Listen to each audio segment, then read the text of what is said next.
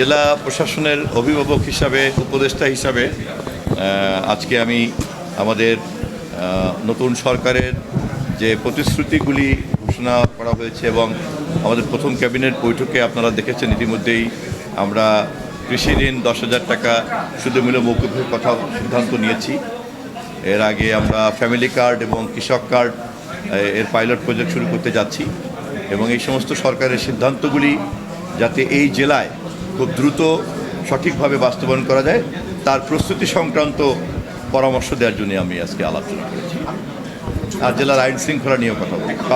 Public prosecutor ছিলেন সরকারি আইন কর্মকর্তা হিসাবে, জেলা প্রশাসকের সভাপতিত্বেই আলোচনা হয়েছে এবং পুলিশ সুপারিনটেন্ডেন্টও ছিলেন, এসপি মহোদয়ও ছিলেন। আমরা পুরো পরিস্থিতিটা সম্পর্কে জেনেছি। আমি বিষয়টি নিয়ে আইনমন্ত্রীর সঙ্গে কথা বলি। আমরা ইতিমধ্যেই তথ্য মন্ত্রণালয় থেকে আমরা আলাপ আলোচনার ভিত্তিতে আনুষ্ঠানিকভাবে ঘোষণা করব। আমি আপনাদের অবহিত করতে চাচ্ছি যে মিস ইনফরমেশন এবং ডিসইনফরমেশন হচ্ছে আমাদের মিনিস্ট্রির সবচেয়ে বড় চ্যালেঞ্জ। সাধারণ মানুষকে যাতে কোনো মিথ্যা তথ্য, ব্যক্তিগত তথ্যের শিকার না হতে হয়, সেখান থেকে তাদেরকে কীভাবে রক্ষা করা যায় এটাকে আমরা একটা চ্যালেঞ্জ হিসেবে গ্রহণ করেছি। অগ্রযাত্রা প্রতিদিন নির্ভীক প্রত্যয়ে উজ্জীবিত।